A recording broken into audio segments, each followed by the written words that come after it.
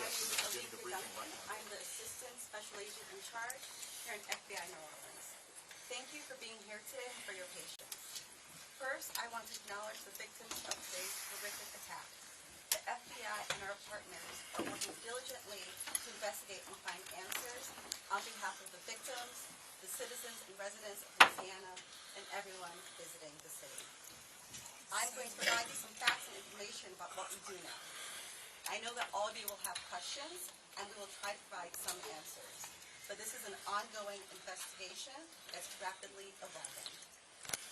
So there are some questions I will be unable to answer at this time. The FBI is the lead investigative agency, and we're investigating this as an attack of terrorism along with our partners.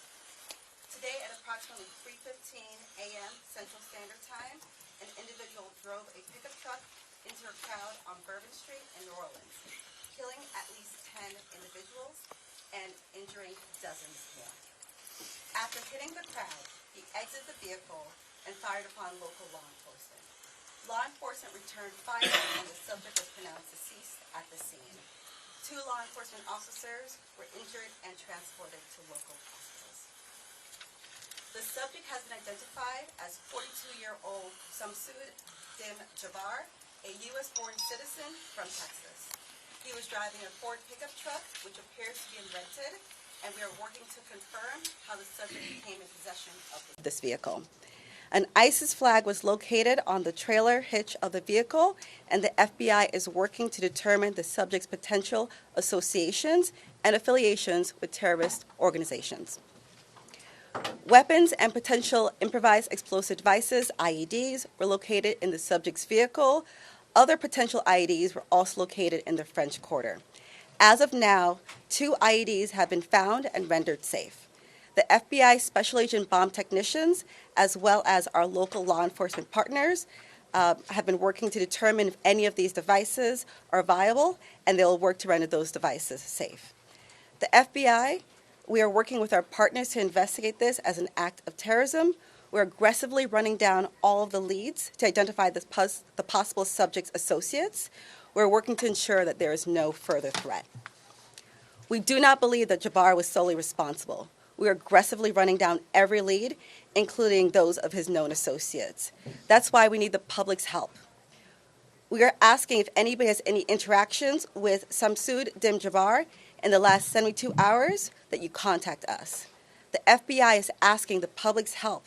We're asking anyone who has information, video, or pictures to provide it to the FBI.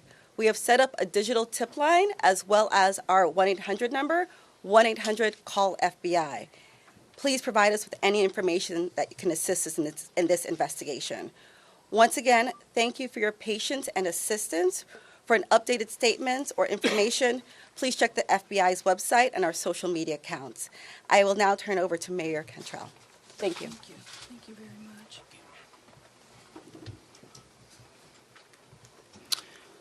Thank you, Agent Duncan, for your leadership and the full support of the FBI. First and foremost, I want to express my deepest condolences to the families and loved ones that were impacted by this tragedy on Bourbon Street and in the heart of the city of New Orleans. And I know that the entire New Orleans City Council grieves along right with me, no doubt about that, and our people and our families. My priority will continue to be to ensure that victims that remain on Bourbon Street now will be serviced and removed as soon as possible. But as stated, the FBI is in charge of this investigation and are doing everything necessary to make this happen. I also want to acknowledge hearing from President Biden, all of our federal partners, but most importantly, calling Governor Landry this morning, responded with haste, and we do say thank you. And of course, a demonstration of a unified support is right here in this room. That's how we collectively responded to this tragedy in the city of New Orleans. The mission now is to facilitate, support, and coordinate safety procedures to keep our residents and our visitors safe. I've gone to the hospital along with Chief Kirkpatrick to visit our police officers, and considering their injuries, they're doing well. As I mentioned, this investigation is ongoing, and the FBI remains the lead in the investigation. It is an active crime scene as well. We are committed, no doubt, to uncovering all details surrounding this tragedy. And we are taking every necessary step to put even more safety procedures in place, especially given the nature of the investigation. I'm going to ask people to do not go around our secured area if there is no essential need to do so. It matters, and again, it is an active crime scene. I also want you all to know that the Greater New Orleans Foundation has set up a fund to assist victims, and that information will be provided to you. Thank you, Ganoff. Again, I want to thank this unified team. We're leaning in. We will be relentless, and we will do everything that it takes to render real justice. This team will. I want to also just thank our citizens for your heartfelt prayers. New Orleans is a world-class city, and I can say that I've heard from world leaders all this morning and up until now, in addition to my brother and sister mayors across this country.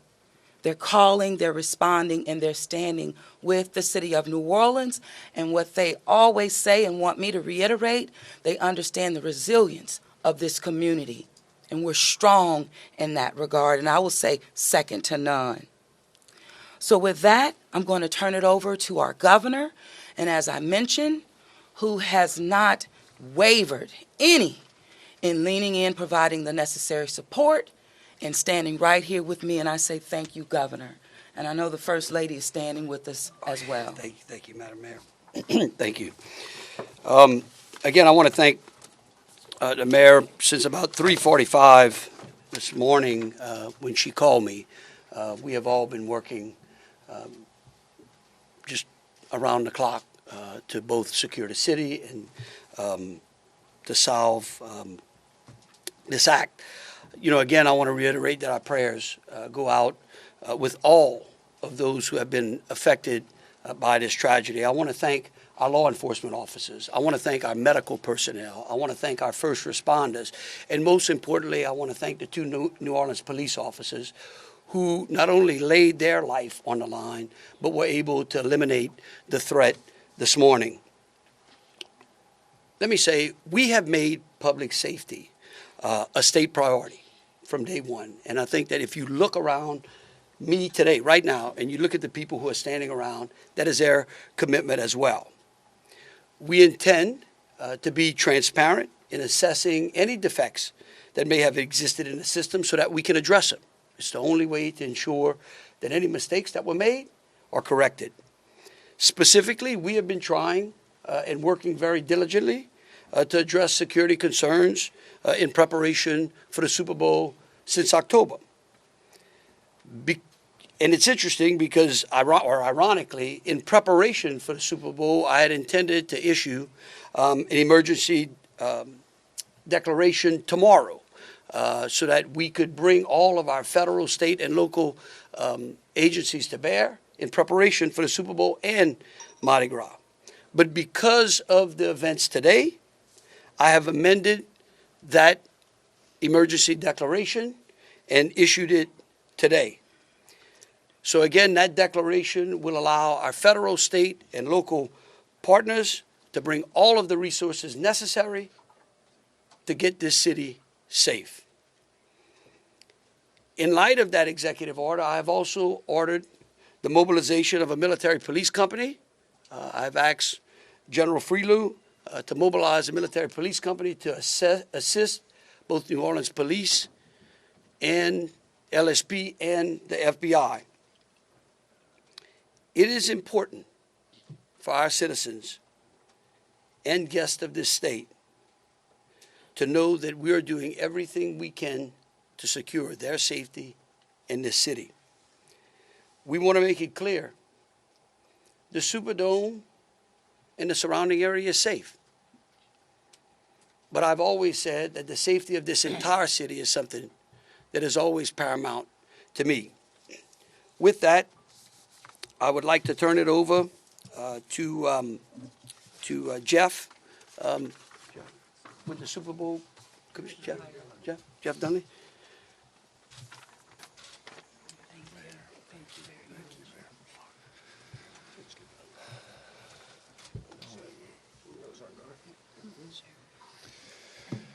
Good afternoon. Obviously, we wish we weren't here for this reason today. The Sugar Bowl Committee has a 90-year history of being a good corporate citizen for the city of New Orleans, and that's why this tragedy hurts us as much as anybody right now. So our condolences, thoughts, and prayers go out to the victims and their families as we all work through this. Of course, anytime we have a major event in the city of New Orleans, public safety is paramount, and we have full faith and confidence in the governor and the mayor and all the assets, the federal, state, and local resources that they've applied to this event so that we can ultimately bring those responsible to justice and carry on with the major events that we have in front of us. Speaking of which, we were scheduled this evening to have a CFP quarterfinal played in the Superdome at 7:45. We have been in consultation with ESPN, with the College Football Playoff, with the Southeastern Conference, with the University of Georgia, with Notre Dame, all parties, and all agree that it's in the best interest of everybody and public safety that we postpone the game for 24 hours. Work is fast about to set up a safe and efficient and fun environment for tomorrow night. There'll be more details on that in the coming hours, but for now, that's the plan, that we're going to move forward and play the game. And again, we reiterate our thanks to everyone up here for the important work they're doing. We live in the fun and games world with what we do, but we certainly recognize the importance of this, and we're going to support it 100%. So thank you. I'd like to bring up Senator Kennedy.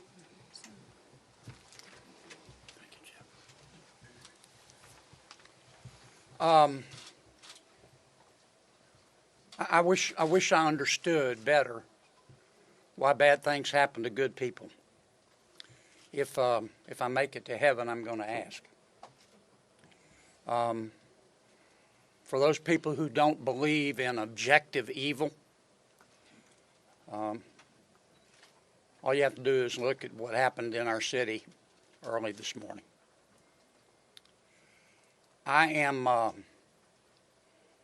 If this doesn't trigger the gag reflex of every American, every fair-minded American, I'll be very surprised.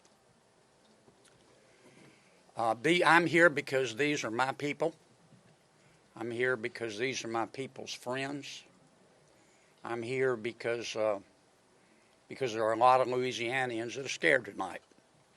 I don't want them to be.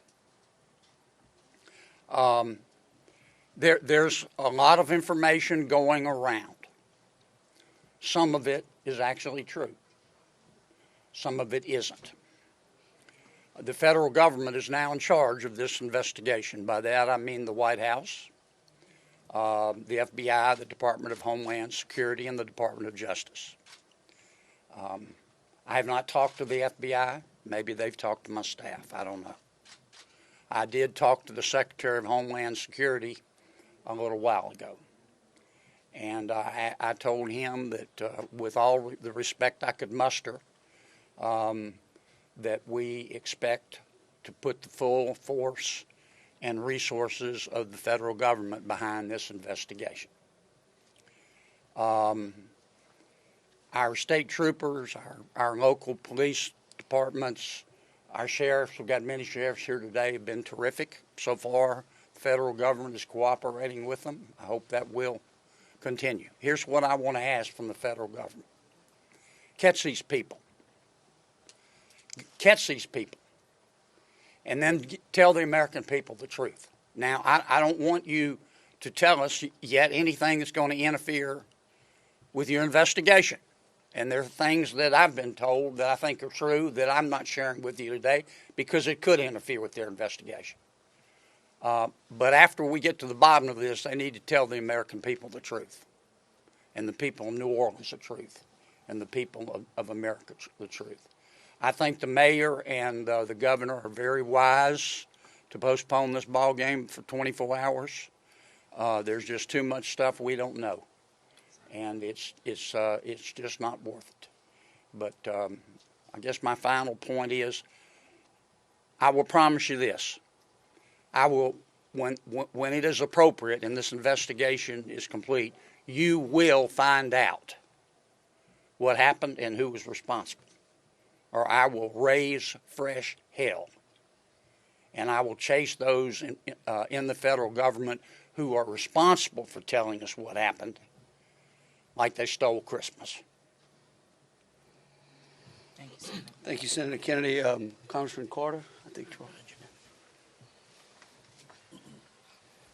Thank you, Governor. Thank you, Mayor. Thank you, Senator Kennedy. Thank you to all of our law enforcement agents for doing a yeoman's job, for stepping up at a time when we needed you most, for employing the resources of all of our partners.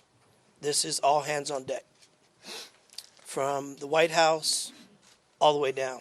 I've been in communication with the White House since early this morning, Secretary Mayorkas, leaders in all of our federal, local, and state agencies.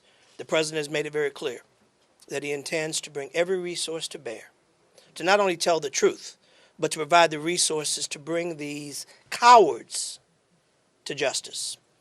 I want to personally thank the men and women in uniform who put their lives on the line to protect our citizens and our visitors.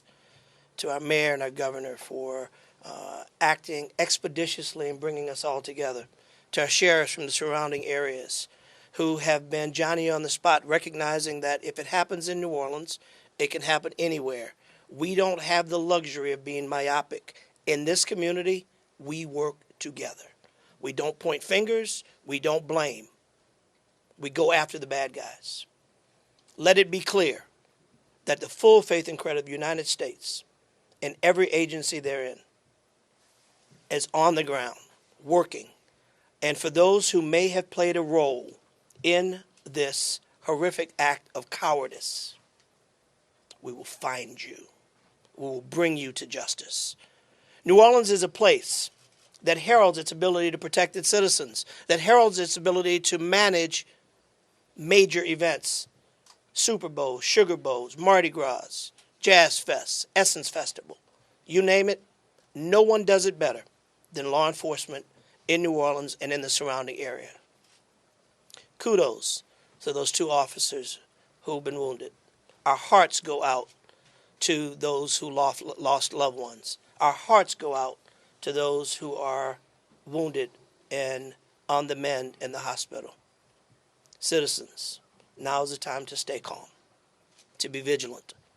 This is not a time to come out to sightsee. Listen to your federal, local, state officials. Be vigilant. If you saw something, say something. If you know something, tell someone. There are tip lines, there's information available. Please, all hands on deck. Rest assured that the decision that was made to postpone the game was not done lightly. It was done with one single thing in mind: public safety.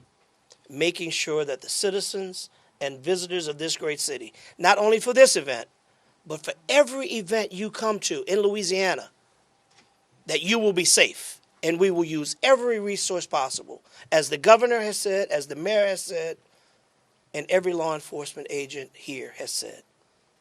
Our energy, our commitment will be to make sure that you are safe now and for every event in the future. God bless you, and let's stay strong. Thank you, Congressman. Attorney General.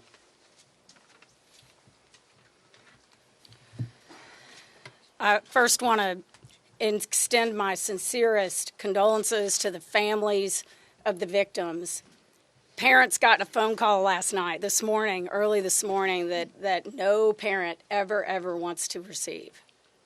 And as a parent of children who come to New Orleans and spend time here, I know that that is just something that, you know, we hold our breath sometimes till they're home safe, and some people did not come home safe.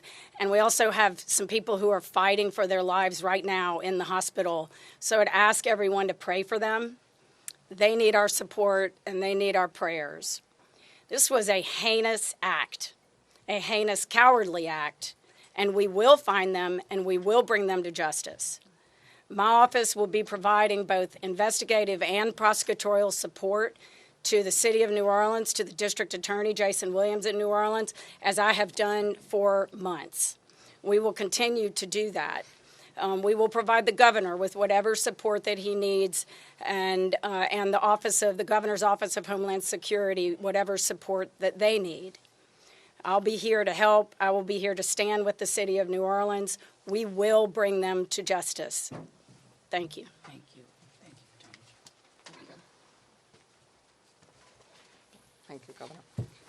Thank you, Governor and Madam Mayor. For those who do not know me, my name is Ann Kirkpatrick. I'm the Chief of Police of New Orleans. My official title is Superintendent, but my role is as Chief of Police. You know, you've heard some of the details today, and over the last 24 hours, we had approximately 400 officers in the French Quarter. And as we know, this is not just an act of terrorism. This is evil. And when we face evil, we have a choice. We can run in fear, or we can indeed stand in strength. In a time of crisis, people are looking for leadership. You are looking at the leadership. And I promise you, as the Chief of Police of this city has been tried by fire before. But fire purifies. Fire makes things stronger. We have a plan. We know what to do. We are going to get these people. There is a path forward.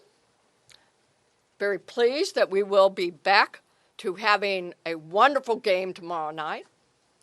New Orleans police have proven their ability to make the city safer.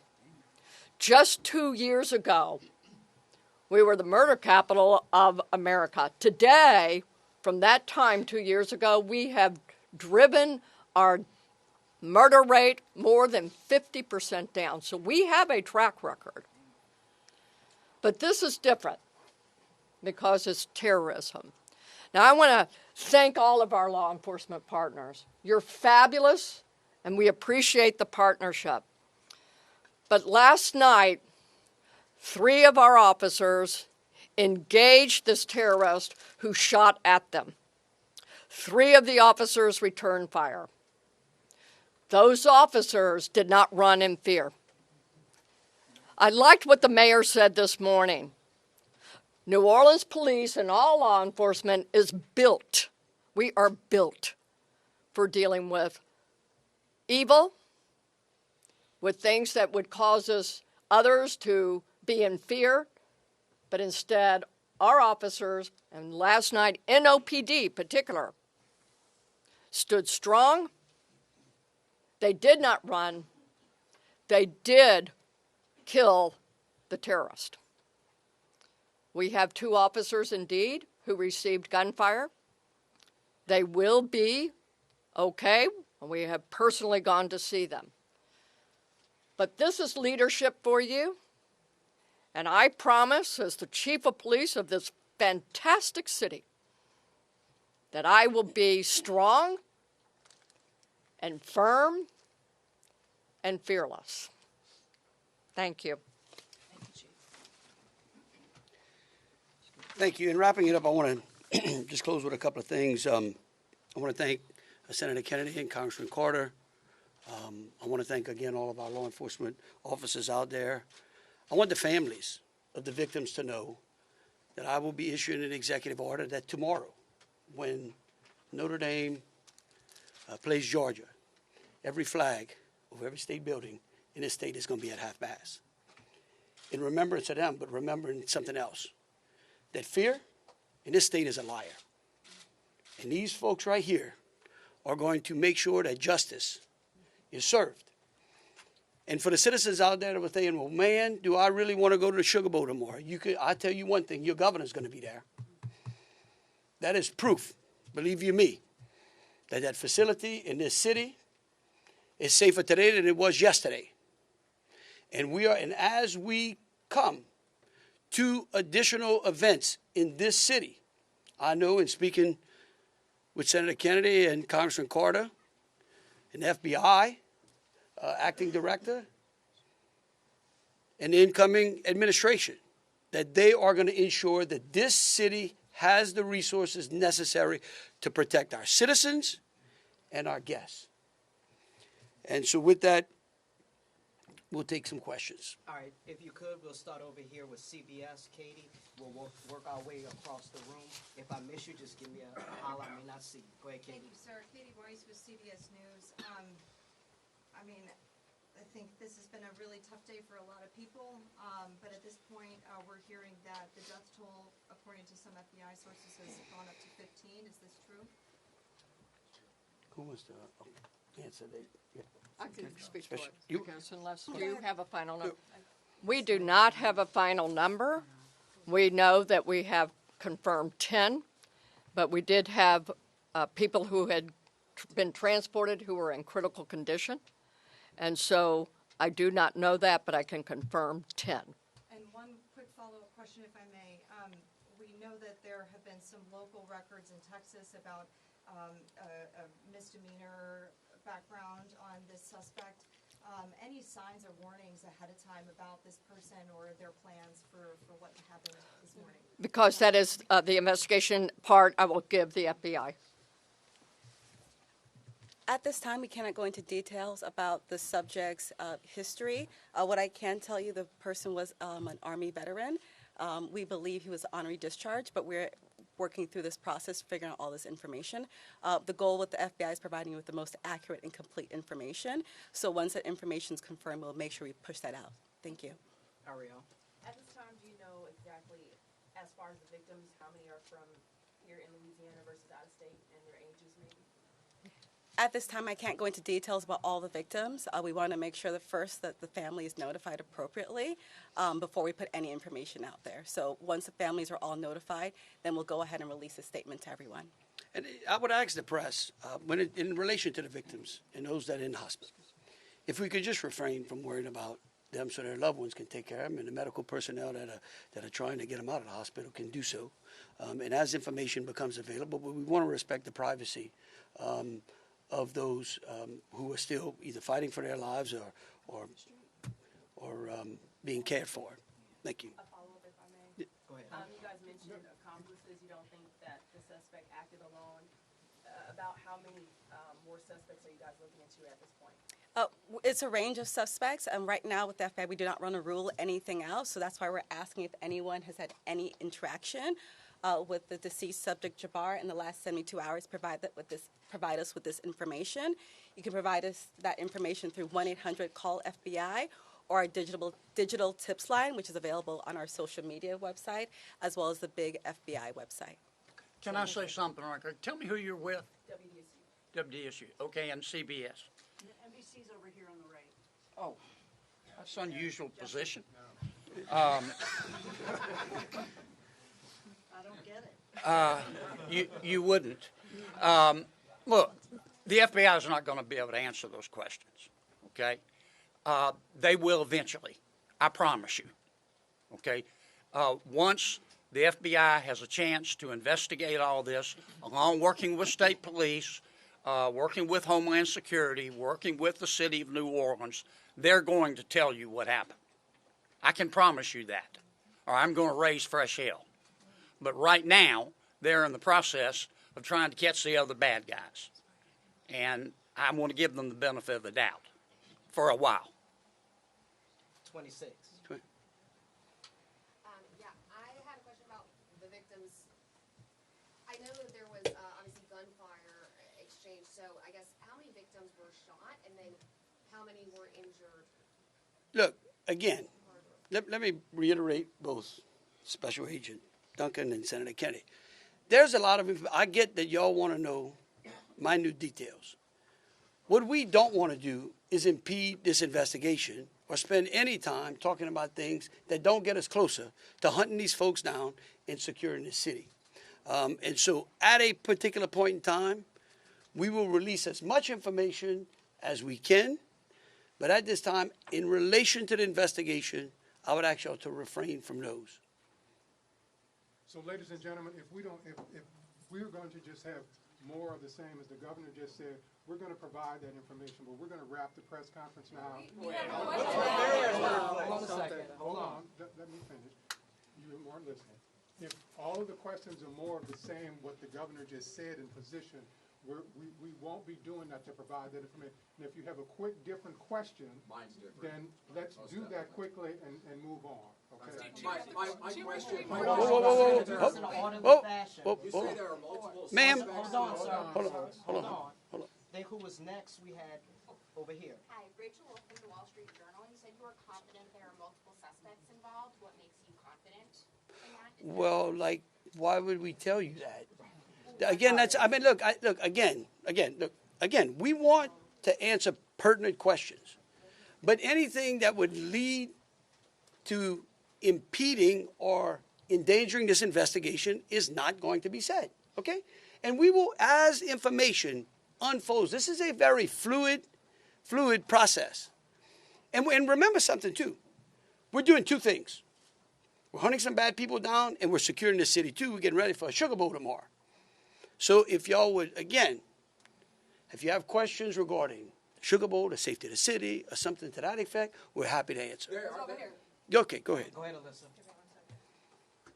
Usually in parts of the French Quarter, specifically in parts of Bourbon Street, there are bollards. We're hearing that some of those may have been down because of repairs. Can you speak to that? And maybe was there any backup option of putting a truck there or an OPD car there? Well, let me tell you, yeah, one, I'm going to let the mayor answer. I want you to know that's one of the first things I thought of this morning when the mayor called me, okay? And I will tell you that whatever the problem was is going to be solved. Thank you, Governor. Thank you, Governor, and thank you for the question. I do understand that it's been on your radar since this morning. As it relates to the bollards on Bourbon Street, over 10 years ago, over 10 years ago, the city of New Orleans implemented an infrastructure project placing bollards on Bourbon Street. Shortly thereafter, the malfunctions of those bollards ensued from Mardi Gras beads on down. But the New Orleans Police Department, of course, deemed them inefficient because they did not operate the way that they were intended to do. Because the city of New Orleans is hosting Super Bowl this year, it gave the city of New Orleans an opportunity to go further and deeper with infrastructure improvements, as we've been talking about. So as a result of that, we were able to build in bollard replacement into our Super Bowl infrastructure package. And because of that, the city of New Orleans has moved forward with that infrastructure that is nearing completion. Bollards were not up because they are near completion, with the expectation of being completed, of course, by Super Bowl, way before Super Bowl. But that is the reason. Now, the New Orleans Police Department and Chief, you can speak to the deployment to respond to our needs and existing conditions. All right, so we have been aware of the bollard situation for a long time, and we did indeed harden those target areas where the bollards are. We have patrol cars out there as a hard target, as well as with barriers. Now, I want to share with y'all, if you did not know, that this particular terrorist drove around onto the sidewalk and got around the hard target, where he did have a car there, we had barriers there, we had officers there, and they still got around. Now, the wedges that you see out there as well, we knew that that had malfunction problems. And I want you to understand, let's say we put the wedge up and it got stuck. There is no way that ambulance could get in or out, people couldn't get in and out, so we knew that these were malfunction. So we did indeed have a plan, but the terrorist defeated it. Yeah, let me just say this. We recognize we got a problem right here, right? We're going to fix it. It is going to be a top priority as we go into the Super Bowl and Mardi Gras. And the solution that we're going to come up with is going to be a permanent one. It's going to be placed into the standard operating procedure of having major events and securing that quarter. A follow-up, if I may. Obviously, Sugar Bowl postponed until tomorrow, but I'm sure after that game, a lot of people are going to want to celebrate. Are there plans to keep Bourbon Street closed? What does that look like? So right now, Bourbon Street is an active crime scene, and the FBI is in charge of it. When they clear it, and it does not become an active crime scene anymore, we're going to open it up. Potentially. Fox 8. Can we ask about this military police presence that you want to call it? Is this a private security like Blackwater? Also, would that be a first that a private security firm is mobilized to supplement local and state law enforcement? No. We're not. This is our National Guard. These are our citizens that we bring it in. It's a military police company that we recognize we need some more resources. We need some more boots on the ground because, again, what we're doing now is twofold. We've got an active investigation and we've got to enhance security. Before this event, we were just enhancing and working on security. So we brought some additional resources. Jesse Kirsch with NBC News. Thank you for holding this press briefing. I just want to clarify something first. You were just talking about bollards that are being repaired, talking about a lift gate that are replaced and then a lift gate that's not been working. Was there a vehicle in place of that lift gate last night? Were there things in place of those bollards which are being repaired? Sure, the chief spoke to the plan in place, and that is yes. That was indeed. So anything that is currently in the midst of being repaired had a backup replacement? It had vehicles and officers were there where all of those ballasts have been. We had that. We knew. So we did have it. And like I said, in this particular case, terrorists just went all the way around up onto the sidewalk. And what about for the lift gate? Was there a vehicle like backing in and out to block that lift gate area, or was that just down and open? Because that's what we've heard from witnesses. Chief, Captain. The reason I'm calling the captain, he's the captain over that district, and that is a question I'm going to let him address for you. Good evening, everybody. I'm Captain LaJean Roberts of the 8th District. Yes, we did have a vehicle strategically placed right in front of the wedge, preventing access onto the roadway. And in terms of the framework of security that was already in place on Bourbon Street, I know this is an ongoing project of improvement, but with how that was all aligned, was someone getting up on a sidewalk considered impossible or nearly impossible, or was this not something you expected you would have to account for? Of course, it wasn't something we expected to account for. The bollards they're actually wedges. They're strategically placed 5 locations throughout the French Quarter on the roadway. This particular terrorist drove onto the sidewalk behind the police car to gain access to the 100 block of Bourbon Street. So if you're worried about someone ever driving down Bourbon Street, why weren't you worried about someone driving up the sidewalk in the same way, or at least bracing for it the same way? Okay. All right, look. We could go on what ifs forever. This is evil. And that guy could have easily gone down the sidewalk of Canal Street, where there were a ton of pedestrians on there as well. And there are. That's right. No, right. Right. Hold on a second. We gotta move on. Just want you to know, however, we recognize, I said earlier, that where there are defects in this system, we are going to be transparent. and we are going to address them with the city and make sure that we fill those gaps as best we can. Yeah. Yeah, Chelsea Bracer with Axios. I have a question just about sort of ongoing public safety today. Special Agent mentioned two possible IEDs. Were those in the same location? Should residents in the French Quarter or elsewhere be concerned about potential other situations? The two IEDs, they were in different locations, and what we've done in conjunction with our local and state partners, we've gone through and done a sweep to identify anything that we thought was suspicious, and we have not. However, as I said before, if the public sees something, please reach out to us so that way we can go through and verify that we did not miss anything. But we conducted initial sweeps, I think, starting shortly after our initial So I'm going to thank you, press conference. Agent. I do want to share that we have a plan, and we have been implementing that plan. One of those plans is that we have swept all of these areas. The word swept means we have put officers out there as a grid, walking down the streets, every street in the French Quarter, looking for suspicious packages, bags, ice chests, you name it. And they have been walking it as a grid. We've been doing the same thing on Poydras and all the accesses into the Superdome. Part of the safety plan is we have bomb dogs out there sweeping the Superdome and all the exterior area, and we're locking that down. That will be locked down through the game tomorrow. So that's a part of that safety plan, and we've already been implementing it. Okay, thank you all for coming out. Question back here for the governor on the MTs. How many MTs will be deployed to New Orleans? Right now, there's I think it's a General Freelo 100. 100. 100, and, yeah. All right. Thank you all so much. Thank you. What gives you the confidence tomorrow night it'll be safe? Right. I'm going to be there. Me too. You're all saying you're making Yeah, we're going to be there.